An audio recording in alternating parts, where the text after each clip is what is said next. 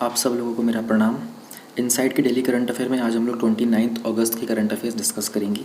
7 topics आए हैं और मीडियम रेंज के हैं, ज़्यादा टिपिकल नहीं है, इन्फॉर्मेशन ज़्यादा है। मैं कुछ लोगों को रिमाइंड करना चाहता हूँ 30 अगस्त को संडे है, तो उस दिन की कोई न्यूज़ नहीं आएगी, ठीक है। प्रीलिम स्पेसिफिक मैंने आप लोगों को बता रखा है कि इसकी एक सीरीज़ आने वाली है। पॉसिबली मैं 1 सितंबर से वो सीरीज़ स्टार्ट कर दूँगा अपलोड करना। एंड मंथली कंपाइलेशन इसकी नहीं बनाते हम लोग, पहले बनाया करता था मैं इनसाइट की, क्योंकि इनसाइट का जो डेली न्यूज़ होता है ना वही एग्जैक्टली मंथली कंपाइलेशन में आता है, इसलिए उसकी वीडियोस को कट कट करके ही बनाने का ही टाइम वेस्ट होता है। जो आपकी मंथली ये जो डेली न्यूज़ की प्लेलिस्ट होती है ना, आप इसी को मंथली कंसिडर कर सकते हो। Topics exactly word to word वही हैं, सिर्फ और सिर्फ सीक्वेंस का डिफरेंस है, कुछ चीज़ आगे हैं, कुछ चीज़ पीछे हो जाती हैं। That's it. 29 को स्टार्ट करने से पहले 28 का रिवीजन कर लेते हैं थोड़ा सा। 5 टॉपिक्स डिस्कस किए थे हम लोगों ने 28 अगस्त को। पहला था रीजनल कनेक्टिविटी स्कीम उड़ान। उड़ान का मतलब होता है उड़े देश का आम नागरिक। मिनिस्ट्री ऑफ सिविल एविएशन ने इस स्कीम के 4th राउंड में, दैट इज़ उड़ान 4.0 में 78 न्यू रूट्स ऐड किए हैं। इससे पहले जो इसके राउंड्स हो चुके हैं उनमें टोटल अभी तक 766 रूट्स को ऑलरेडी सैंक्शन किया जा चुका है। इस स्कीम का एम है लोगों को अफोर्डेबल एयर ट्रैवल प्रोवाइड करना। इस बार का जो 4.0 जो राउंड है इसका मेन फोकस होगा हिली एरियाज़, आइलैंड्स और north eastern regions. Supreme court ने कहा है कि जो स्टेट्स हैं उन वो अपने स्केड्यूल्ड कास्ट और स्केड्यूल्ड ट्राइब्स के अंदर सब ग्रुपिंग कर सकते हैं। जैसे ओबीसी के अंदर होता है ना क्रीमी और नॉन क्रीमी, उसके अंदर सब ग्रुपिंग कर सकते हैं। ये सुप्रीम कोर्ट के कॉन्स्टिट्यूशनल बेंच ने बोला है। कॉन्स्टिट्यूशनल बेंच का मतलब होता है कि 5 जजेस या 5 से ग्रेटर। कॉन्स्टिट्यूशनल बेंच तब बनता है जब कोई सब्सटेंशियल क्वेश्चन होता है, कोई केस होता है जहाँ पर कॉन्स्टिट्यूशन को रेफ़र किया जा रहा होता है। तो एक 2004 में भी एक ऐसा ही एक वर्डिक्ट आया था सुप्रीम कोर्ट का ईवी चनैया केस के अंदर।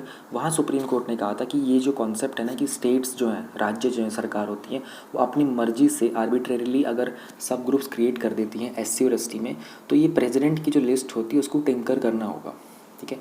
अभी का जो जजमेंट आया उसमें उन्होंने कहा कि नहीं, वो टिंकर करना नहीं होगा। तो दोनों ही वर्डिक्ट जो है ये आपस में क्लैश कर रहे हैं, इसलिए इस पूरे के पूरे केस को एक 7 जजेस के बेंच को रेफ़र कर दिया गया है। मोनाश यूनिवर्सिटी जो ऑस्ट्रेलिया में है उनका एक वर्ल्ड मॉस्किटो प्रोग्राम है, 2011 से उसको रन कर रहे हैं।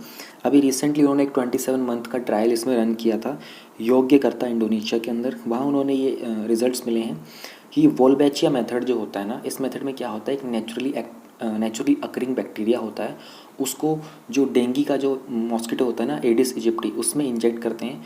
वो उसके अंदर जो डेंगी का जो पर्टिकुलर जो स्ट्रेन होता है ना उसकी रेप्लिकेशन को बंद कर देता है। तो 77% तक पॉपुलेशन का ट्रीटमेंट जो था वो देखने को मिला था, इसलिए न्यूज़ में था। डेंगू एक वायरल डिजीज़ होती है और बहुत सारी कंट्रीज़ के अंदर ये एंडेमिक है। हम लोगों ने डिफरेंस भी चेक किया था कि एंडेमिक क्या होता है, एपिडेमिक क्या होता है और फिर पैंडेमिक क्या होता है। जीएसटी का जो शॉर्टफॉल हुआ है अभी रिसेंटली, उसके रिगार्डिंग गवर्नमेंट ने सेंट्रल गवर्नमेंट ने स्टेट गवर्नमेंट्स को 2 ऑप्शन दिए हैं। ये मैंने आप लोगों को बताया था कि पूरा का पूरा जो ओवरऑल जो शॉर्टफॉल हुआ है वो 3 लाख करोड़ का हुआ है। उसमें से गवर्नमेंट ने कहा है कि 65,000 करोड़ जो हैं वो तो आपको सेस से ऑलरेडी जो मिल ही रहा है, उसके बाद जो बच जाता है वो है 2.35 लाख करोड़। या तो गवर्नमेंट ने कहा कि भाई आप ये पूरा का पूरा 2.35 लाख करोड़ ले लो, जिसमें ऑब्वियस सी बात है कि स्टेट गवर्नमेंट को सेस वगैरह लगा के सब करना पड़ेगा। या फिर गवर्नमेंट ने बोला कि इसमें से 1.38 लाख करोड़ जो है, जो कि जनरली हमारे पैंडेमिक के कारण जो नुकसान हुआ है उसको हम एक्सक्लूड कर देते हैं उतने अमाउंट को, फिर जो बच जाता है वो है 97,000 करोड़। वो 97,000 करोड़ सेंट्रल गवर्नमेंट ये बोल रही है स्टेट्स को कि हम आप लोगों को आरबीआई के तहत एक स्पेशल विंडो क्रिएट करके वो दिलवा देते हैं लो इंटरेस्ट रेट के ऊपर। तो इशू यही था कि 2017 में जब जीएसटी आया था तो गवर्नमेंट ने प्रॉमिस किया था कि आपकी जो एनुअल ग्रोथ होगी जीएसटी के बाद वो 14% मेंटेन रहेगी। अगर किसी भी स्टेट की 14% से लो जाएगी तो उसकी जो भरपाई करनी होगी, जो कंपनसेशन करना होगा, वो जीएसटी कंपनसेशन एक्ट के तहत किया जाएगा। 5 साल का टारगेट दिया था कि जीएसटी 2017 से लेकर 2022 तक जितना भी आपका ये शॉर्टफॉल होगा वो सेंट्रल गवर्नमेंट आपकी उसकी भरपाई करेगी। ठीक है, कुछ ऑप्शंस दिए इन्होंने और भी। बीटी ब्रिंजल एक जेनेटिकली मॉडिफाइड क्रॉप है, ठीक है। तो इसको रिगार्डिंग अभी जो एक्सपर्ट्स की कमेटी है उन्होंने जीईएसी को थोड़ा सा स्लैम किया, उनको थोड़े से डायरेक्शंस दिए हैं कि इस तरह का जो बायोसेफ्टी रिसर्च के जो लेवल्स थे ना, उनको पब्लिक डोमेन में आने से पहले आपने इसके कमर्शियल यूज़ को जो स्टार्ट करने की बात कही है वो थोड़ी सी वॉलेटिव है बहुत सारी। जेनेटिकली मॉडिफाइड क्रॉप्स जो होती है, वहाँ पर हम उस पर्टिकुलर क्रॉप के अंदर जीन्स का आर्टिफिशियल ऑल्ट्रेशन करते हैं, ठीक है, ताकि वो पेस्टिसाइड्स वगैरह का मतलब पेस्ट और वीड्स वगैरह को अगेंस्ट रेजिस्टेंट हो जाए। अभी तक इंडिया में सिर्फ एक ही जीएम क्रॉप है जो अलाउ की गई है, वो है बीटी कॉटन।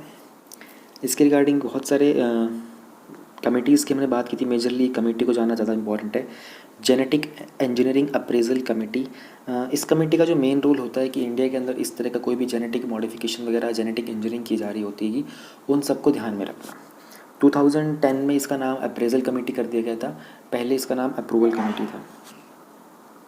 29 अगस्त के हमारे 7 टॉपिक्स हैं। पहला है महात्मा अय्यनकाली, उनकी बर्थ एनिवर्सरी थी। Second is rule for the administration in the union territory of Jammu and Kashmir. Third is power of states under the disaster management act to override the UGC exam guidelines. Fourth is toy traders want the quality control order suspended. Fifth में European Union urges Turkey to stop Mediterranean drilling. Sixth is Africa declared free of wild polio. Seventh is चुनौती, एक next generation startup challenge contest है। पहला जो हमारा topic है वो महात्मा अय्यनकाली का, ये जीएस पेपर 1 के अंडर आता है। Modern Indian history from about the middle of the 18th century until the present, significant events, personalities and issues. Recently ही 28 अगस्त को हम लोगों ने 157th बर्थ एनिवर्सरी सेलिब्रेट की है महात्मा अय्यनकाली की।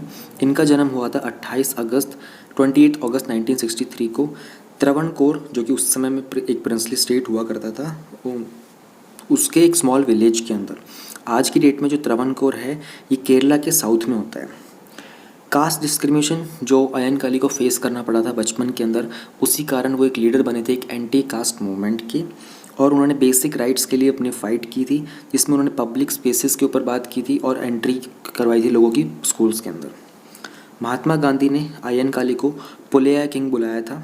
इंदिरा गांधी ने उनको डिस्क्राइब किया था इंडियाज़ ग्रेटेस्ट सन। उनके कंट्रीब्यूशन क्या थे दलित डेवलपमेंट्स के लिए? अय्यनकाली ने 1893 में एक ऑक्स कार्ट यानी कि जो बैलगाड़ी होती है उसको राइड किया था, उसको चलाया था, और उन्होंने चैलेंज किया था कि जो अनटचेबल्स होते हैं इनको पब्लिक रोड का एक्सेस जो नहीं मिलता था उस चीज़ को चैलेंज किया था। और इन अनटचेबल्स को ये रेस्ट्रिक्शन कौन करता था? वो करते थे कास्ट हिंदू। उन्होंने एक रैली भी की थी जो कि अनटचेबल्स के राइट के लिए थी बलरामपुरम के अंदर। जो उन्होंने एक वॉक की थी अय्यनकाली ने, उसको बहुत ही पॉपुलर वॉक का नाम मिला था वॉक फॉर द फ्रीडम। और इसके बाद जो कॉन्सिक्वेंस, उसके बाद जो राइट्स हुए थे उनको बोला गया था चालियार राइट्स। अय्यनकाली के जो एफर्ट थे, उन्होंने बहुत सारे लोगों के अंदर बहुत सारा इन्फ्लुएंस क्रिएट किया था।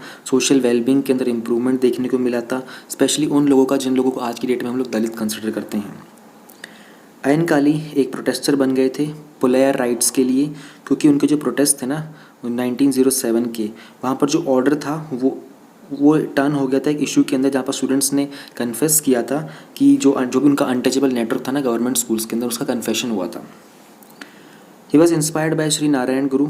श्री नारायण गुरु एक सोशल रिफॉर्मर थे, एजवा कास्ट के थे।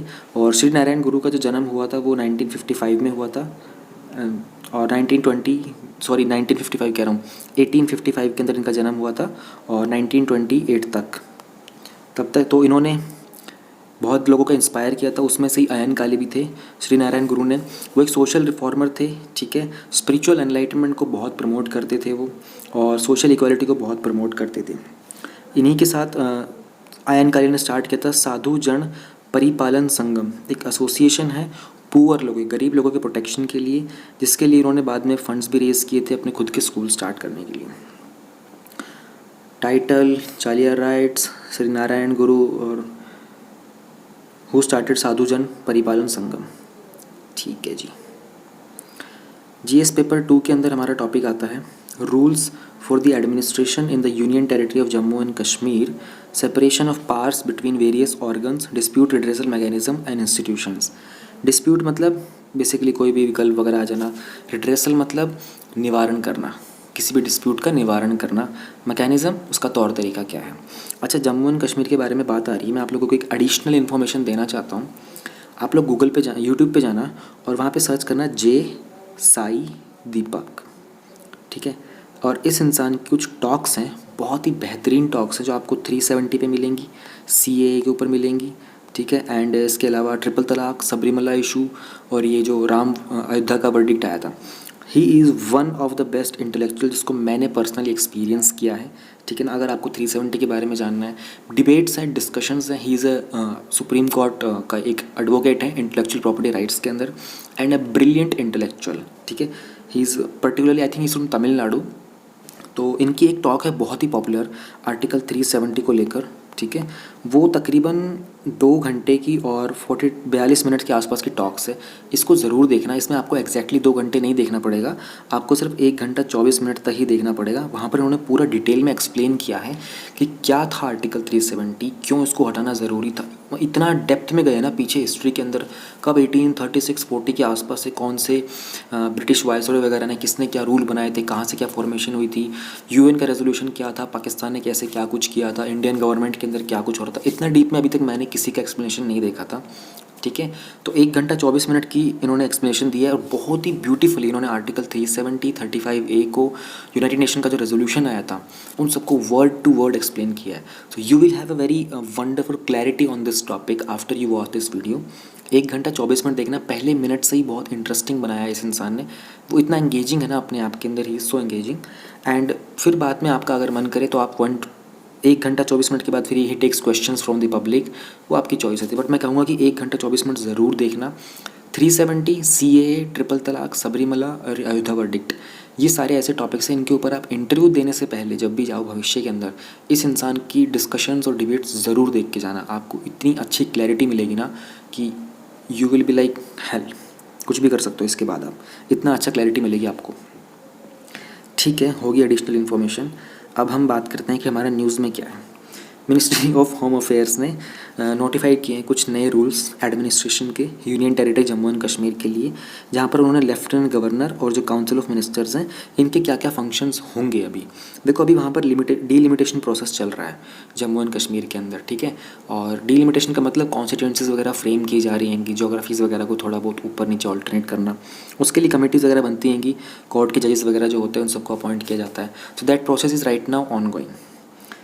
तो अभी इन्होंने लेफ्टिनेंट गवर्नर्स के रिगार्डिंग कुछ रूल्स बताए हैं। तो इन्होंने बोला है कि जो police, public order, all India services, anti corruption, ये सारे के सारे जो फंक्शंस होंगे, डिपार्टमेंट्स होंगे ना, इनके एग्जीक्यूटिव फंक्शन जो है लेफ्टिनेंट गवर्नर के अंडर आएंगे, ठीक है। और उन्होंने कहा कि चीफ मिनिस्टर और जो काउंसिल ऑफ मिनिस्टर्स होगा, इनका कुछ कहा सहा नहीं होगा, इनकी फंक्शनिंग में इनका कोई से नहीं होगा। कोई भी प्रपोजल आएगा जो पीस और ट्रैंक्विलिटी को लेकर होगा, वो सारे के सारे इस यूनियन टेरिटरी के अंदर, या फिर कोई माइनॉरिटी कम्युनिटी का हो गया, शेड्यूल्ड कास्ट का, शेड्यूल्ड ट्राइब का, बैकवर्ड क्लासेस का, ये सारे के सारे एसेंशियली लेफ्टिनेंट गवर्नर को सबमिट किए जाएंगे चीफ सेक्रेटरी के थ्रू, ठीक है। अगर कोई डिफरेंस ऑफ ओपिनियन आएगा लेफ्टिनेंट गवर्नर का और किसी मिनिस्टर का, ठीक है ना, कोई एग्रीमेंट नहीं हो पाएगा, अगर 1 महीने तक कोई एग्रीमेंट नहीं हो पाएगा, तो जो डिसीजन होगा लेफ्टिनेंट गवर्नर का, उसको फाइनली एक्सेप्ट किया जाएगा, ठीक है। प्रेसिडेंट का, इंडिया के प्रेसिडेंट का इसमें क्या रोल होगा? इन केस जो डिफरेंस ऑफ ओपिनियन है लेफ्टिनेंट गवर्नर का और काउंसिल का किसी मैटर के अंदर, तो वहाँ से वो अगर सॉल्व नहीं हो पा रहेगा, तो बेसिकली लेफ्टिनेंट गवर्नर जो होंगे उस पर्टिकुलर मैटर को रेफर करेंगे सेंट्रल गवर्नमेंट को कि प्रेसिडेंट इसके ऊपर डिसाइड करें, और उसके अकॉर्डिंग ही जो भी डिसीजन होगा प्रेसिडेंट का, उसके ऊपर फिर डिसीजन लिया जाएगा। जो लेफ्टिनेंट गवर्नर होंगे जम्मू एंड कश्मीर के हैं, जो बेसिकली उनको एम्पावर कर दिया गया है कि कोई भी सिचुएशन होती है कि वहाँ पर डायरेक्शंस पास करने हो, अगर जो काउंसिल ऑफ मिनिस्टर्स होंगे ना, इनको सस्पेंड कर सकते हैं as long as it takes the president of India to decide on the cases referred to her. Basically वो कहना ये चाह रहा है कि देखो, कोई भी एक्शन अगर लिया काउंसिल ऑफ मिनिस्टर्स वगैरह ने, अगर उसके अगेंस्ट में कुछ डिसीजन लेना होगा, तो चाहे तो लेफ्टिनेंट गवर्नर उनको सस्पेंड भी कर सकते हैं। ये सब चीज़ें तो पॉलिटी के अंदर ऑलरेडी रूल्स वगैरह में लिखी होती हैंगी, बस ये अभी इन्होंने इंटीमेट किया है दोबारा से, ये चीज़ें ऑलरेडी हमारी गवर्नेंस का पार्ट है। काउंसिल ऑफ मिनिस्टर्स का रोल क्या होगा, और जिसको लीड करेंगे चीफ मिनिस्टर।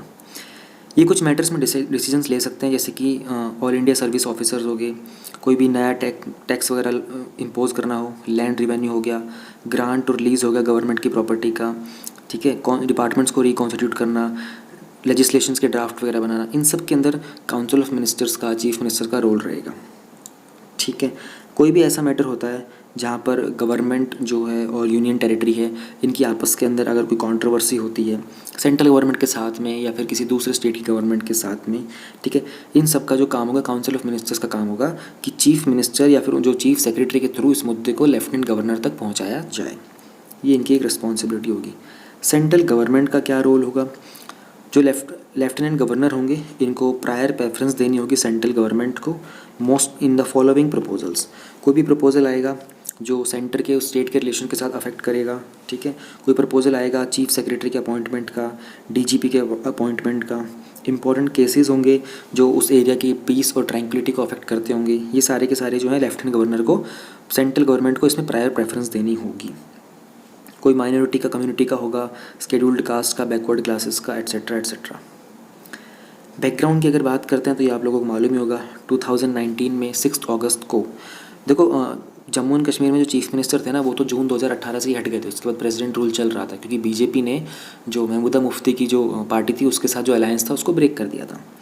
फिर 6 अगस्त 2019 को पार्लियामेंट ने आर्टिकल 370 को रिवॉक कर दिया था जो जम्मू एंड कश्मीर को एक स्पेशल स्टेटस प्रोवाइड करता था, ठीक है। उसके बाद उन्होंने डाउनग्रेड किया था स्टेट को, पहले तो स्टेट हुआ करता था उसको डाउनग्रेड करके यूनियन टेरिटरी बना दिया था, ठीक है।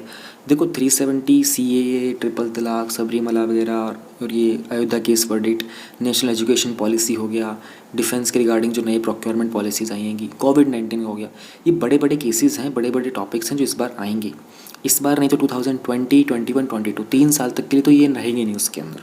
मेंस में इनमें से एक ना एक क्वेश्चन घूम फिर के किसी ना किसी फॉर्म में आएगा ही आएगा और इंटरव्यू में आपसे इनके बारे में पूछा ही जाएगा। तो आपको एक क्लैरिटी होनी चाहिए इन टॉपिक्स के ऊपर। जो नए रूल्स हैं इनका इम्प्लीकेशंस क्या होगा? देखो जो नए रूल्स हैं उसके अंदर ऑब्वियस सी बात है कि देखो जनरली स्टेट्स के अंदर जो चीफ मिनिस्टर होता है वो बहुत मोस्ट पावरफुल होता है, लेकिन जो यूनियन टेरिटरी होती है उसमें लेफ्टिनेंट गवर्नर की जो पावर होती है वो ज़्यादा हो जाती है कंपैरेटिवली। CM जो है जम्मू एंड कश्मीर की जो यूनियन टेरिटरी यहाँ पर एक ऑर्नामेंटल फिगर बन के रह गया है अब नए रूल्स के बाद। ऑर्नामेंटल फिगर क्या होता है? ऑर्नामेंट समझते हो, यानी कि जो आभूषण वगैरह होते हैं, तो बस एक सजावटी चीज़ बन के रह गई है वो, उसकी ऐसी इंपॉर्टेंस है नहीं। अगर चीफ मिनिस्टर नहीं भी होगा तो भी यूनियन टेरिटरी रन कर सकती है, बस वो दिखाने वाली एक चीज़ है कि सजावटी चीज़ बन के रह गया है। ओके जी, ये तो सारे के सारे इसमें डिस्कस हो चुके हैं। Power of the states under the Disaster Management Act to override the UGC exam guidelines. This comes under government policies or interventions for the development in the various sectors and issues arising out of their design and implementation. ये कहना चाह रहा है supreme court ने बोल दिया है कि जो राज्य सरकार है, स्टेट गवर्नमेंट है, इनके पास पावर है कि वो डिज़ास्टर मैनेजमेंट एक्ट को यूज़ करके जो यूजीसी की गाइडलाइंस आई थी कि किस तरीके से एग्ज़ाम को कंडक्ट करना है नहीं करना है, उस पर्टिकुलर गाइडलाइन को ये ओवरराइड कर सकते हैं। कैसे कर सकते हैं ये हम लोग जानेंगे। उससे पहले एक बार थोड़ा सा हम लोग देख लेते हैं कि डिज़ास्टर मैनेजमेंट एक्ट क्या है, फिर समझना थोड़ा ईजी हो जाएगा। 2005 का ये एक्ट है, ठीक है। इसका ऑब्जेक्ट था, पर्पस ये था कि जो डिज़ास्टर्स होंगे उनको मैनेज करना है। देखो 2004 में सुनामी आई थी इंडिया के अंदर, मालूम होगा ना आप लोगों को, कोस्टल रीजन्स के अंदर। उसके बाद हम लोगों ने डिज़ास्टर मैनेजमेंट एक्ट बनाया था, ठीक है। अभी उसके पैंडेमिक जो अभी कोरोना वायरस का है तब हम लोगों ने इसको पूरे इंडिया के अंदर यूज़ किया, उससे पहले इसका ऐसा कोई यूज़ नहीं था, ठीक है। 2006 की जनवरी को ये इन्फोर्स कर दिया गया था प्रॉपरली किस तरीके से इंडिया के अंदर इफेक्टिव मैनेजमेंट करना है डिज़ास्टर्स का, ठीक है। इसी के साथ हम लोगों ने एस्टेब्लिश किया था नेशनल डिज़ास्टर मैनेजमेंट अथॉरिटी, ये था सेंटर लेवल के ऊपर, और उसी के अकॉर्डिंगली स्टेट लेवल के ऊपर हम लोगों ने बनाई थी स्टेट डिज़ास्टर मैनेजमेंट अथॉरिटी।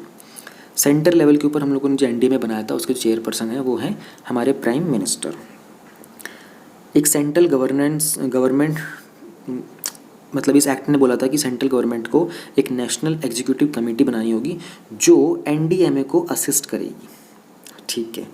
अब ये जो DMA है, मतलब ये जो डिज़ास्टर मैनेजमेंट एक्ट है, ये गवर्नमेंट को कैसे पावर देता है? लॉ जो है ये NDMA के जो चेयरपर्सन जो कि प्राइम मिनिस्टर होते हैं उनको पावर दे देता है कि वो किसी भी पैंडेमिक के अंदर किसी भी सिचुएशन से डील करने के लिए डिसीजंस ले सकते हैं, किस तरीके से विक्टिम्स को रिलीफ प्रोवाइड करना है। उसी तरीके से स्टेट लेवल के ऊपर जो चीफ मिनिस्टर होते हैं उनके पास स्पेशल पावर होती हैं इस एक्ट को यूज़ करके पैंडेमिक के दौरान रिलीफ प्रोवाइड करने में, ठीक है। ये पावर दोनों की सेम होती हैं इस लॉ के अंडर, मतलब सेंट्रल लेवल के ऊपर प्राइम मिनिस्टर, स्टेट लेवल के ऊपर चीफ मिनिस्टर। लेकिन दिल्ली की अगर बात करें तो वहाँ पर ये पावर होती है वो लेफ्टिनेंट गवर्नर के पास होती है ये। ठीक है, हम लोगों ने ये देख लिया था। अब हम लोग देखते हैं कि एक बार इसका रेलेवेंस भी देखते हैं, फिर ऊपर चलेंगे कंटेक्स्ट के ऊपर। इस एक्ट के अंदर जो स्टेट और डिस्ट्रिक्ट अथॉरिटीज़ है ना, ये अपने रूल्स बना सकती हैं, ब्रॉड गाइडलाइंस बना सकती हैं, मतलब जिसका जो बेस होगा वो होम मिनिस्ट्री के द्वारा प्रोवाइड किया जाएगा। उसके बेस के ऊपर ही अपने खुद के रूल्स बना सकते हैं पेंडेमिक के दौरान। डिज़ास्टर मैनेजमेंट एक्ट का एक लीगल बेसिस अगर हम देखें तो एंट्री 23 जो है ना, ये कंकरेंट लिस्ट में, यानी कि जो सोशल सिक्योरिटी और सोशल इंश्योरेंस है ना, ये कंकरेंट लिस्ट है। अब कंकरेंट लिस्ट क्या होता है? 7 शेड्यूल के अंदर 3 तरह की लिस्ट होती हैं, यूनियन, स्टेट और कंकरेंट। यूनियन पे सेंट्रल गवर्नमेंट रूल बनाएगी, स्टेट पे स्टेट गवर्नमेंट बनाएगी, कंकरेंट के ऊपर दोनों मिलके बना सकते हैं, जैसे एजुकेशन हो गया, ठीक है। लेकिन इसके अलावा भी कुछ सब्जेक्ट्स होते हैं जो रह जाते हैं, उन सब्जेक्ट्स पे क्या करना होता है, उसके ऊपर सेंट्रल गवर्नमेंट रूल बना सकती है। उसी तरीके से हमारे पास इस कंकरेंट लिस्ट में एक एंट्री 29 है, prevention of the extension from one state to another, किसी भी इन्फेक्शन वगैरह का मतलब स्प्रेड होने से रोकना, एट्सेट्रा एट्सेट्रा। ये भी इतना ज़रूरी नहीं था। अब हम लोग ये देखते हैं कि अब हमारा ये जो टॉपिक है क्या चल रहा था। तो यूजीसी ने 6 जुलाई को कुछ गाइडलाइंस इशू किए थे, ठीक है ना। और उन्होंने किस बेस के ऊपर इन गाइडलाइंस को दिया था? उनके पास रिकमेंडेशन आई थी आरसी कुहड़ की एक्सपर्ट कमेटी की। उन्होंने कहा था कि 3 मोड हो सकते हैं एग्जामिनेशन के इस पैंडमिक के दौरान। पेन और पेपर पे ले लो, ऑनलाइन ले लो, या फिर उसको ब्लेंड करके ले लो। कुछ चीज़ें पेन पेपर की, कुछ चीज़ें और ऑनलाइन ले सकते हो। तो एक स्पेशल चांस दिया जाएगा उन स्टूडेंट्स को जो इस पैंडमिक के दौरान एग्ज़ाम्स कंडक्ट नहीं कर पाए, स्पेशली उन रीजन्स के अंदर जो कंटेनमेंट जोन्स बने हुए थे, उनको एक स्पेशल चांस दिया जाएगा। ठीक है, तो इसी गाइडलाइंस को लेकर कुछ पटिशनर्स वगैरह ने कुछ पटिशन्स फाइल की थी, ठीक है, कोर्ट के अंदर। पटिशनर्स ने कंटेंट किया था कि जो रिवाइज गाइडलाइंस है ना, ये हमारे आर्टिकल 14 के 2 काउंट्स को वॉयलेट करती हैं। पहली बात कि आप एग्ज़ाम्स के कंप्लीशन के लिए एक फ़िक्स डेट कर रहे हो पूरे एंटायर कंट्री के लिए, इरिस्पेक्टिव जो सिचुएशन है डिफरेंट पार्ट्स के अंदर, ठीक है, तो वहाँ इक्वालिटी नहीं बन पा रही है। दूसरा, आप डिस्क्रिमिनेशन दे रहे हो फाइनल ईयर को और फर्स्ट और सेकंड ईयर के स्टूडेंट्स को। मतलब वो ये कह रहे हैं कि फर्स्ट ईयर के और सेकंड ईयर के जो स्टूडेंट्स हैं ना, आप इनको पास कर दे रहे हो, मतलब प्रमोट कर दे रहे हो इंटरनल असेसमेंट के बेसिस के ऊपर, लेकिन फाइनल ईयर का जो है आप उन लोगों के एग्जामिनेशन कंडक्ट कर रहे हो, तो ये डिस्क्रिमिनेशन कर रहे हो आप लोग। जजमेंट क्या आई है? उन्होंने कहा है कि यूनिवर्सिटी और जो बाकी इंस्टीट्यूशंस हैं ना हायर एजुकेशन के, इनको फाइनल एग्जाम्स कंडक्ट करने होंगे और ये स्टूडेंट्स को प्रमोट नहीं कर सकते सिंपल जो इंटरनल असेसमेंट होता है या फिर कोई अदर क्राइटेरिया होता है, बेसिकली ये फाइनल ईयर के होते हैं। हालांकि स्टेट और यूनियन टेरिटरीज़ ने जिन्होंने एग्ज़ाम्स को पोस्टपोन किया था कोविड के आउटब्रेक को लेकर, ये अप्रोच भी कर सकते हैं यूजीसी को कि सितंबर 30 की जो डेडलाइन है, मतलब इस डेडलाइन को सितंबर 30 तक एक्सटेंड कर लिया जाए।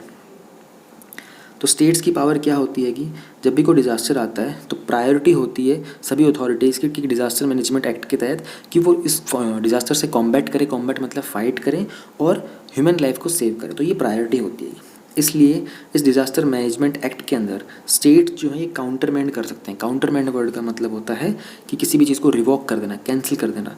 तो ये स्टेट्स जो हैं यूजीसी की गाइडलाइंस को कैंसिल कर सकते हैं, जो कि 6 जुलाई को आई थी कि फाइनल ईयर के जो एग्ज़ाम्स हैं, जो कि टर्मिनल सेमेस्टर होता है, उसको सितंबर 30 तक कंडक्ट करना है।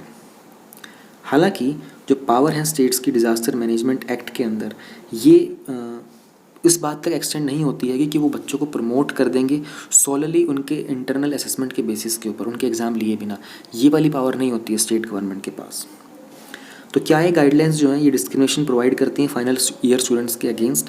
कोर्ट ने कहा है कि जो 6 जुलाई की जो गाइडलाइंस थी वो किसी भी तरह का डिस्क्रिमिनेशन प्रोवाइड नहीं करती फाइनल ईयर स्टूडेंट्स को। उन्होंने कहा था कि फाइनल ईयर के स्टूडेंट्स का एग्जाम कंडक्ट करना इंपॉर्टेंट होता है, क्योंकि फाइनल ईयर के बाद आप हायर एजुकेशन में जाते हो या फिर आप करियर के लिए अप्रोच करते हो, तो वहाँ पर एग्ज़ाम कंडक्ट करना बहुत इंपॉर्टेंट है। तो ये डिस्क्रिमिनेशन नहीं है, ये स्पेशल एक केस सिचुएशन है, तो इसमें इस तरह का डिसीजन लेना वायबल है। ठीक है, ये तो सारे पढ़ लिए हम लोगों ने। DM act, bodies establish under composition of NDMA. NDMA के अंदर एक तो चेयरपर्सन होते हैं जो कि प्राइम मिनिस्टर होते हैं हमारे, उसके बाद 9 अदर लोग होते हैं, 9 अदर मेंबर्स होते हैं, उन 9 में से एक होते हैं जो हमारे वाइस चेयरपर्सन होते हैं उसकी। Power of states, notified disaster वगैरह, फंक्शंस ऑफ एनडीआरएफ वगैरह। ओके, एनडीआरएफ के फंक्शन बता देता हूँ। एनडीआरएफ के फंक्शन क्या होते हैं? जो नेशनल डिज़ास्टर रिलीफ फोर्स होती है ना, इसमें 12 बटालियंस होती हैं, ठीक है। 12 बटालियंस में 3 बैच होते हैं बीएसएफ के और सीआरपीएफ के, ठीक है। 2 बैच होते हैं फिर हमारे पास सीआईएसएफ, आईटीबीपी और एसएसबी के। एसएसबी होता है सशस्त्र सीमा बल, एक एसएसबी होता है स्टाफ सिलेक्शन बोर्ड। तो इनकी बटालियंस होती हैं। हर एक बटालियन के अंदर 18 स्पेशलिस्ट बैच होते हैं, ठीक है, सर्च और रेस्क्यू ऑपरेशंस के लिए। इनका काम क्या होता है? कोई भी डिजास्टर को फाइट करना, ठीक है। उसमें कोई भी रेडियोलॉजिकल, बायोलॉजिकल या फिर केमिकल, न्यूक्लियर वगैरह जो होते हैं। अब डिजास्टर से पहले क्या होता है कि इन लोगों की ट्रेनिंग हो रही होती है। डिजास्टर के दौरान क्या हो रहा होता है, डिजास्टर के बाद डिप्लॉयमेंट करते हैं, इनको रेस्क्यू प्रोवाइड करना, रिलीफ प्रोवाइड करना, ये सब इनके फंक्शंस में काउंट होता है। जब हम बात करते हैं कि नोटिफाइड डिज़ास्टर क्या होता है, तो उसके लिए आपको जानना पड़ेगा कि डिज़ास्टर मैनेजमेंट एक्ट के अंदर डिज़ास्टर को क्या डिफ़ाइन किया हुआ है। देखो अभी हम लोग एक पैंडमिक से गुजर रहे हैं, तो ये डेफिनेशन आपको याद होनी चाहिए। आपके मेंस के अंदर ये किसी भी फॉर्म में आ सकती है, ठीक है। यहाँ पर डेफिनेशन को आप लोग नहीं पढ़ेंगे। एक स्टेट डिज़ास्टर रिस्पॉन्स फंड होता है, ठीक है, स्टेट गवर्नमेंट का। इसमें सेंट्रल गवर्नमेंट जो 75% कॉन्ट्रीब्यूट करती है और एसडीएफ का इसका जो एलोकेशन होता है जनरल कैटेगरी स्टेट्स के लिए होता है। 90% होता है स्पेशल कैटेगरी में, जहाँ पर यूनियन टेरिटरीज आ जाती हैं और हिली स्टेट्स आ जाते हैं, ठीक है। एसडीआरएफ जो होता है फंड को रिलीज़ करता है। उसी तरीके से नेशनल डिजास्टर रिस्पॉन्स फंड भी होता है जो कॉन्स्टिट्यूट किया जाता है डिजास्टर मैनेजमेंट एक्ट के अंदर। अच्छा, वो जो एनडीआरएफ का क्वेश्चन था ना, वो शायद एनडीआरएफ का ये फंड वाला था। मैंने नेशनल डिजास्टर रिलीफ फोर्स बता दिया उसको, तो ठीक है, वो भी एक चीज़ थी, पर ये भी देख लो। एनडीआरएफ तो आप लोगों ने देख ही लिया होगा, पीएम केयर्स फंड के साथ मैंने कई बार बता रखा है। कैटेगरीज ऑफ डिजास्टर की बात करते हैं। तो पहले जो हम लोग बात करें नोटिफाइड डिजास्टर की, जब मिनिस्ट्री ऑफ होम अफेयर्स ने डिक्लेयर किया था कि कोविड-19 को एक नोटिफाइड डिजास्टर की तरह ट्रीट करना है, ताकि इसमें हम लोग स्टेट डिजास्टर का जो रिस्पॉन्स फंड होता है ना, वहाँ से असिस्टेंस ले सके। अब फंड में से असिस्टेंस लेने का मतलब है फाइनेंशियल असिस्टेंस ले सकें, ठीक है। ये पर कैटेगरीज पे ध्यान ले देते हैं। एक हाई पावर कमेटी होती है डिज़ास्टर मैनेजमेंट की, जिसको हम लोगों ने 1999 में कॉन्स्टिट्यूट किया था कि वो डिज़ास्टर की कैटेगरीज आइडेंटिफाई करेगी। हम इन्होंने आइडेंटिफाई करी 31 डिज़ास्टर की कैटेगरीज और उसको फिर 5 मेजर सब ग्रुप में बना दिया था, जो होते हैं, एक तो होता है वाटर और क्लाइमेट रिलेटेड डिज़ास्टर, दूसरा होता है जियोलॉजिकल रिलेटेड डिज़ास्टर, फिर केमिकल होता है, इंडस्ट्रियल और न्यूक्लियर रिलेटेड डिज़ास्टर्स होते हैं, और बायोलॉजिकल रिलेटेड डिज़ास्टर्स होते हैं। इसके अंदर बायोलॉजिकल डिज़ास्टर्स और एपिडेमिक्स भी होते हैं। The next topic we have is toy traders want quality control order suspended under government policies and interventions वाले टॉपिक के अंदर। टॉय यानी कि खिलौनों के जो विक्रेता हैं वो चाहते हैं कि उनके ऊपर जो क्वालिटी के कंट्रोल का जो ऑर्डर है ना, उसको सस्पेंड कर दिया जाए। टॉय इंडस्ट्री ने इंडिया को बोला है, स्पेशली गवर्नमेंट को बोला है, कि वो जो क्वालिटी कंट्रोल ऑर्डर है ना, जो QCO, जो 6 फरवरी को किया गया था इशू उन लोगों को 1 साल के लिए, ठीक है। अब इसके कारण क्या हो रहा है कि इंडस्ट्री को फोर्सफुली शट करनी पड़ेगी अपनी दुकानें, तो इसको सस्पेंड कर दिया जाए, ठीक है। इशू क्या है? कॉम्प्लेक्सिटी है जो स्कीम 1 की, QCO की एक स्कीम 1 है, उसकी जो कॉम्प्लेक्सिटी है और जो चैलेंजेस हैं, ठीक है, कि भाई सितंबर 1 की 2022 की टाइमलाइन है, इसका एक बहुत ही डेवस्टेटिंग इम्पैक्ट होने वाला है इंडस्ट्री के अंदर। इसलिए ज़रूरत है कि इस ऑर्डर को फर्दर सस्पेंड कर दिया जाए, ठीक है। ये जो क्वालिटी कंट्रोल ऑर्डर है, ये है क्या, ये देख लेते हैं। इस ऑर्डर के अंदर हम लोग ये जो टॉयज़ होते हैं और जिस मटेरियल से इन टॉयज़ को, खिलौनों को बनाया जाता है, जो बच्चों के खेलने के लिए होते हैं अंडर 14 ईयर्स ऑफ एज, इनकी रेगुलेशन करते हैं इस ऑर्डर के तहत, ठीक है। और बाकी के भी कुछ प्रोडक्ट्स होते हैं जिनको सेंट्रल गवर्नमेंट ने नोटिफाई किया हुआ है। इस ऑर्डर को इशू किया था DPIIT ने, जो मिनिस्ट्री ऑफ कॉमर्स और इंडस्ट्री के अंडर आता है। DPIIT का मतलब होता है department of promotion industry and internal trade. इस ऑर्डर के अंदर बहुत सारे इंपॉर्टेंट प्रोविजंस होते हैं खिलौनों की सेफ्टी को लेकर, टॉयज़ की सेफ्टी को लेकर, ठीक है। रिक्वायरमेंट होती है कि इन सब टॉयज़ को कंफर्म करना पड़ेगा जो भी हमारे इंडियन स्टैंडर्ड्स के लेटेस्ट वर्जन के जो रूल्स होते हैं उसके अकॉर्डिंग। कंफर्म का मतलब होता है कि किसी भी रूल्स या रेगुलेशंस के साथ अप्लाई करना, उन्हीं की लाइंस के ऊपर रहना, किसी रूल्स या रेगुलेशन को ओबे करना, ठीक है। Requirement for the toys to bear a standard mark under a licence from the bureau as per scheme 1 of schedule 2 of the BIS conformity assessment regulation 2018। जो भी खिलौने होंगे उन सब के ऊपर एक स्टैंडर्ड मार्क होना चाहिए, एक लाइसेंस जो होगा वो दिया जाएगा ब्यूरो के द्वारा, which comes under the scheme 1 of scheme 2। Directing the bureau to be certifying and enforcement authority. और इसी ऑर्डर के अंडर, ये जो ऑर्डर था ना हमारा, इसी ऑर्डर ने इस ब्यूरो को एक सर्टिफाइंग और एनफोर्समेंट अथॉरिटी भी डिक्लेयर किया हुआ है। स्कीम 1 का ओवरव्यू। स्कीम 1 क्या चीज़ है? ये जो हम बात कर रहे हैं स्कीम 1 की, क्या है? इस स्कीम के अंडर जो ISI मार्क होता है ना, अब ISI इंडिया के अंदर एक सिनोनिम होता है बेटर क्वालिटी और सेफ्टी के लिए, ठीक है। ये ग्रांट किया जाता है फैक्ट्रीज़ को और प्रोडक्ट्स को by bureau of Indian standards, जो नेशनल स्टैंडर्ड्स बॉडी होती है इंडिया की। बेसिकली जो BIS है ना, जो एक नेशनल स्टडी बॉडी है इंडिया की, ये ISI मार्क ग्रांट करती है कि फैक्ट्रीज़ को जो कि गुड्स को प्रोड्यूस करती हैं और कुछ प्रोडक्ट्स को इस स्कीम के अंडर। जो मेन ऑब्जेक्टिव है BIS का वो ये है कि ये इंश्योर करता है कि जो भी प्रोडक्ट्स हैं डिलीवर किए जा रहे हैं एंड कंज्यूमर्स को, वो उनके यूज़ के लिए सेफ़ हैं और क्वालिटी और सेफ्टी के सारे स्टैंडर्ड्स जो हैं उनको एडहियर भी करते हैं, यानी कि उनके ओबे भी करते हैं उनके रूल्स। अब इस ऑर्डर के कारण ये बात बोलना कि क्योंकि देखो, जब आप कोई ये टॉयज़ वगैरह जब आप प्रोड्यूस कर रहे हो, बना रहे हो, तो ऑब्वियस सी बात है अगर आप उन स्टैंडर्ड्स को मैच करोगे तो उसमें टाइम भी बहुत लगता है, टाइम कंज्यूम होता है, बहुत सारे सेफ्टी प्रोटोकॉल्स आपको मेजर करने पड़ते हैं। अब पेंडेमिक के कारण ये चीज़ जो है कहीं ना कहीं बहुत इम्पैक्ट भी हुई हैगी, सेल परचेज सप्लाई चेन वगैरह बहुत इम्पैक्ट हुई हैगी। तो इन्होंने कहा कि इसको कुछ समय के लिए अभी ऑर्डर को सस्पेंड कर दिया जाए। सेफ्टी की क्या नीड्स होती है हमको ये जानना ज़रूरी है। सेफ्टी और जो क्वालिटी होते हैं बहुत ही फंडामेंटल कंसर्न होते हैं पेरेंट्स के, जो अपने बच्चों के लिए टॉयज़ खरीदते हैं। और ये बहुत इंपॉर्टेंट है। इम्पेरेटिव का मतलब होता है इंपॉर्टेंट और अर्जेंट है, सिर्फ इंडस्ट्री के लिए ही नहीं बल्कि गवर्नमेंट के लिए भी, कि वो अज्यूम करे कि इस तरह के जो अडॉप्शंस है ना, ये जो क्वालिटी स्टैंडर्ड्स के, ये लार्ज सेक्शन ऑफ सोसाइटी को प्रोवाइड किए जाए। रिसेंट जो सर्वे कंडक्ट किया गया था क्वालिटी काउंसिल ऑफ इंडिया के द्वारा, उसमें ये पता चला था कि जो 67% इम्पोर्टेड टॉयज़ होते हैं ना बच्चों के इंडिया के अंदर, वो सेफ़ नहीं होते हैं। Quality council of India, toys का order, applicability of the order, bureau of Indian standards. Quality council of India हम लोगों ने 1997 में सेटअप किया था। ये एक ऑटोनमस बॉडी होती है मिनिस्ट्री ऑफ कॉमर्स और इंडस्ट्री के अंदर। चेयरमैन जो होते हैं उनको प्राइम मिनिस्टर अपॉइंट करते हैं। इनके लिए बहुत इंपॉर्टेंट होता है कि एस्टैब्लिश और operate the national accreditation structure. किसके लिए?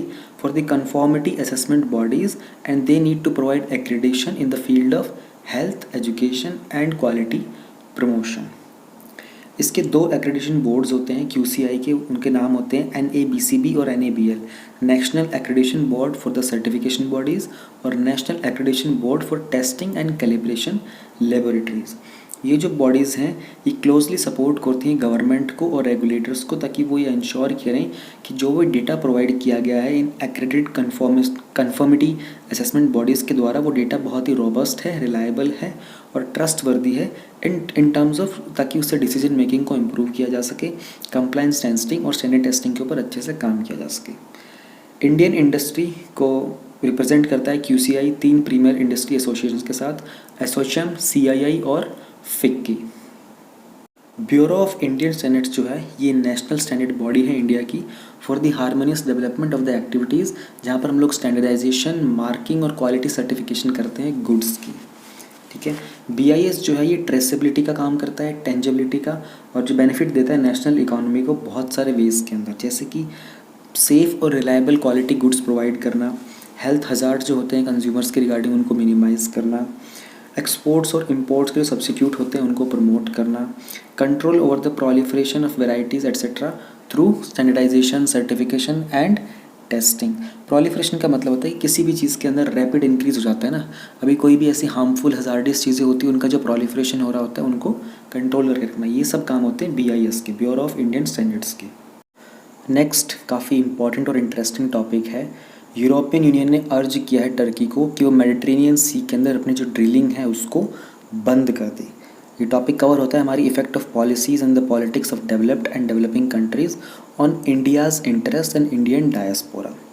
कंटेक्स्ट में क्या है, यूरोपियन यूनियन ने टर्की से अर्ज किया है कि अपनी ड्रिलिंग एक्टिविटीज़ को, स्पेशली जो उनके कंटेस्टेड जो डिस्प्यूटेड वाटर्स हैं मेडिटेरियन के अंदर, उनको हॉल्ट कर दे, रोक दे, ठीक है, ओके। उन्होंने कहा है कि कुछ टर्किश ऑफिशियल्स इनको हम लोग ब्लैकलिस्ट भी कर सकते हैं जो कि इस एनर्जी एक्सप्लोरेशन के साथ कनेक्टेड हैं। इशू क्या है वो जानने के लिए पहले आप लोगों को थोड़ा सा मैप देखना पड़ेगा, ठीक है। इस मैप को समझने की कोशिश करो। ये है टर्की, यहाँ पर है ग्रीस, ये ग्रीस के कुछ आइलैंड्स हैं, ये है लीबिया और ये जो आइलैंड है ये भी ग्रीस का आइलैंड है। देखो टर्की और ये जो ग्रीस है ना, ये दोनों के दोनों नेटो मेंबर्स हैं, ठीक है। ये सब कंट्रीज़ जो हैं ये आपस के अंदर, अब इनका रिलेशन अच्छा है, टर्की और लीबिया का रिलेशन अच्छा है, टर्की और ग्रीस का रिलेशन अच्छा नहीं है, लेकिन ग्रीस और इजिप्ट का रिलेशन जो है वो काफ़ी अच्छा है, ठीक है। तो यहाँ पर एक क्रॉस बन जाता है। अब टर्की ने यूएन क्लोज जो कि लॉ ऑफ द सी है उनको साइन नहीं कर रखा है, तो टर्की किसी भी दूसरी कंट्री के इकोनॉमिक सेंसिटिव जोन को कंसिडर नहीं करता। लीबिया एज अ सिग्नेटरी ज़रूर है, लेकिन लीबिया ने रेटिफाई नहीं किया हुआ है। लेकिन ग्रीस ने जो यूएन क्लोज है उसको साइन किया हुआ है। अब दिक्कत क्या आती है ना, टर्की ने साइन क्यों नहीं किया था यूएन क्लोज को, इसलिए नहीं किया था, उन्होंने कहा था कि ग्रीस के बहुत सारे छोटे छोटे आइलैंड्स हैं ना यहाँ पर, अगर हम यूएन क्लोज को साइन कर लेंगे तो इकोनॉमिक सेंसिटिव जोन के अकॉर्डिंग हर आइलैंड के आसपास का 200 नॉटिकल माइल्स का जो एरिया होता है ना वो ग्रीस के पास चला जाएगा। हम लोग अगर साइन ही नहीं करेंगे तो हम लोग यहाँ पर अपना वजूद बनाए रख सकते हैं। तो इन दोनों ने क्या किया, टर्की ने और लीबिया ने अपना एक ये वाला जो है ना ये जोन, ये जो ब्लैक कलर की जो डॉटेड लाइन है इसको अपना एक मैरीटाइम जोन कंसिडर कर रखा है। और इन्होंने कहा है कि ये जो आइलैंड है ना ग्रीस का, हम इसको इग्नोर करते हैं क्योंकि टर्की बोलता है कि हम लोगों ने मैंने तो कोई यूएन क्लोज साइन किया ही नहीं है। ग्रीस ने इजिप्ट के साथ ये रूट मैरीटाइम रूट है जो यहाँ से डिफाइन कर रखी है अपनी मैरीटाइम बाउंड्री। अब ये एरिया जो है क्लैश करता रहता है। ठीक है, रिसेंटली हुआ क्या है कि टर्की ने ब्लैक सी के अंदर, अब ब्लैक सी जो थोड़ा सा ऊपर रीजन में पड़ता है, यहाँ से मैं आपको दूसरे मैप में दिखाऊंगा बाद में। ठीक है, वहाँ पर टर्की को एक जैकपॉट मिला है एनर्जी का ड्रिलिंग करने के लिए। ठीक है, उनको एक ऑयल एक्सप्लोरेशन के लिए बहुत अच्छी लोकेशन मिल गया है। अब टर्की क्या कर रहा होता है कि इन एरियाज़ के अंदर ना ड्रिलिंग कर रहा होता है बार बार एक्सप्लोरेशन के लिए। ये पूरा का पूरा जो एरिया है ना ये मेडिटेरेनियन सी है, और ये जो एरिया ना ये एजियन सी है, AEGEN एजियन सी होता है ये। ठीक है, इसी के रिगार्डिंग यूरोपियन यूनियन ने बोला है कि देखो भाई आप इस एरियाज़ में जहाँ पर भी आप एक्सप्लोरेशन कर रहे होते हैं ना, आप जो यूएन क्लॉज है ना उसकी ट्रीटी को वॉयलेट कर रहे होते हो, बाकी कंट्रीज़ के एरिया के अंदर आप जा रहे होते हो, तो ये बहुत ज़्यादा वॉयलेटिव होता है। इसलिए यूरोपियन यूनियन ने उनको वार्निंग भी दी है। रिसेंटली क्या हुआ था ना कि फ्रांस ने अपने रफाल जेट्स जो है ना उनको भी भेजा था, कुछ शिप्स वगैरह थी इनकी, टर्की वगैरह की शिप्स, कुछ नेवल शिप्स वगैरह थी, ये वहाँ पर जो एनर्जी एक्सप्लोरेशन कर रहे थे, तो इनका आपस में ग्रीस के साथ कुछ ना कुछ मुठभेड़ होती रहती है, छोटे छोटे स्किर्मिशेस होते रहते हैं इनके। तो रिसेंटली फ्रांस ने भी अपने रफाल को भेजा था। आपको मैप से आइडिया लग गया होगा। अब हम देख लेते हैं इशू क्या है। रिसेंट वीक्स में जो टेंशन थी ना ये जो ईस्टर्न मेडिटेरियन रीजन के अंदर, ये थोड़ी सी बढ़ गई थी एनर्जी रिसोर्सेज के एक्सप्लोरेशन को लेकर।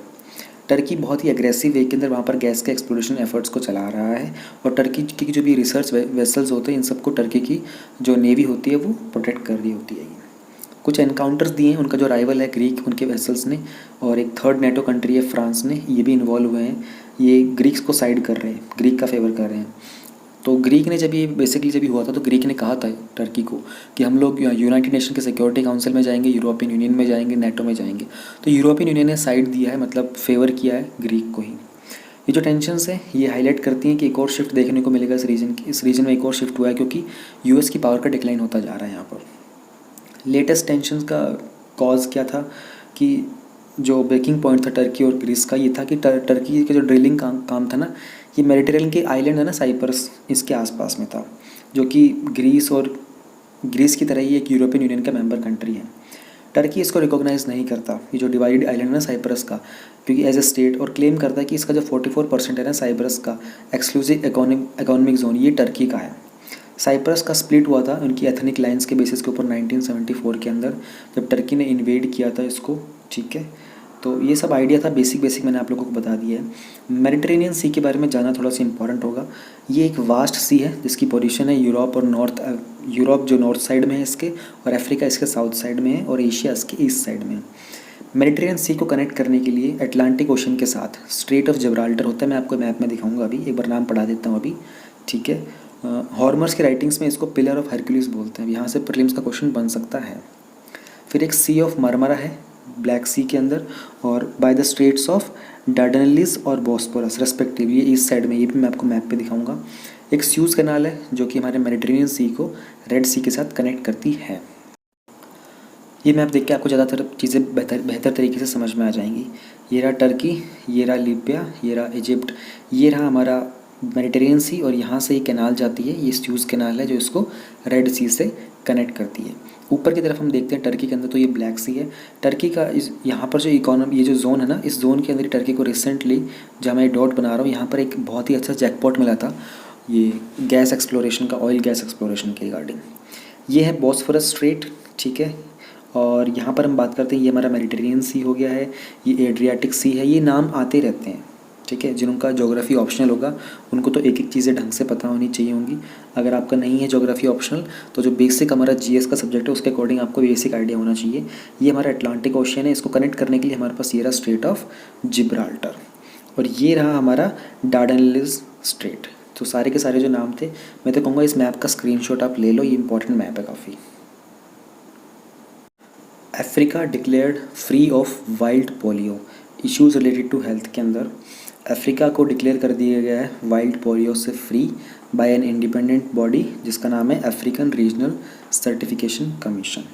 Now only the vaccine deprived polio virus, Africa के अंदर से वैक्सीन से जो डिप्राइव हुआ पोलियो वायरस है ना, सिर्फ वो रह गया है।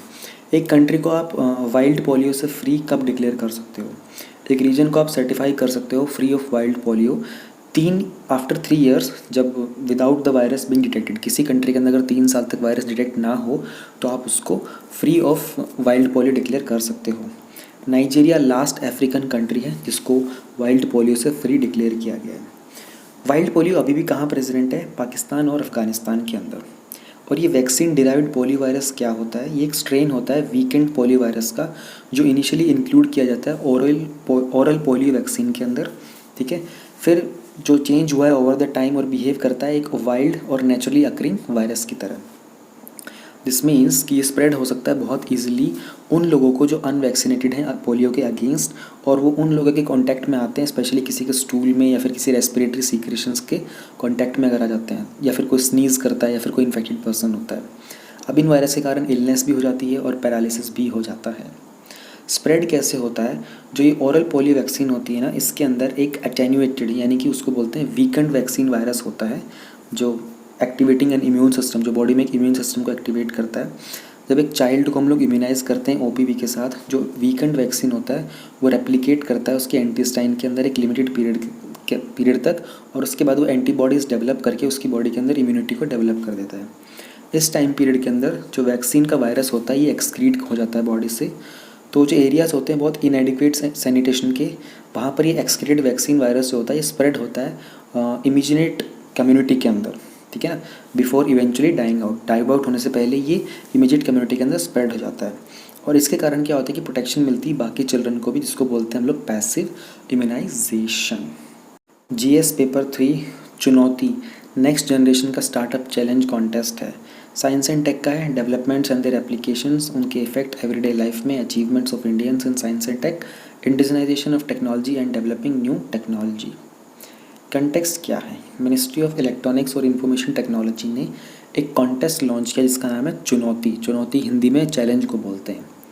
इस चुनौती कॉन्टेस्ट का एम क्या होगा कि स्टार्टअप्स को बूस्ट करना, सॉफ्टवेयर प्रोडक्ट्स वगैरह को बूस्ट करना, जिसमें स्पेशल फोकस होगा जो टियर 2 के टाउन से इंडिया में वहाँ पर 300 के अराउंड स्टार्टअप्स को आइडेंटिफाई करेंगे, ठीक है ना, उन एरियाज़ के अंदर उनको फिर सीड फंडिंग देंगे 25 लाख तक की। इसके अलावा कुछ और फैसिलिटीज़ भी दी जाएगी। इस चैलेंज के अंदर जो मिनिस्ट्री ऑफ इलेक्ट्रॉनिक्स और आईटी हैं ये कुछ स्टार्टअप्स को इनवाइट करेंगी जिनका फॉलोइंग एरियाज़ में काम होता है।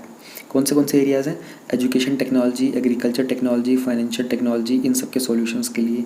कोई सप्लाई चेन, लॉजिस्टिक्स या ट्रांसपोर्ट मैनेजमेंट पे काम कर रहा हो, इंफ्रास्ट्रक्चर या रिमोट मॉनिटरिंग पे, medical health care, diagnostic, preventive और साइकोलॉजिकल केयर के ऊपर, jobs and skilling, linguistic tools और टेक्नोलॉजीज़ के अंदर।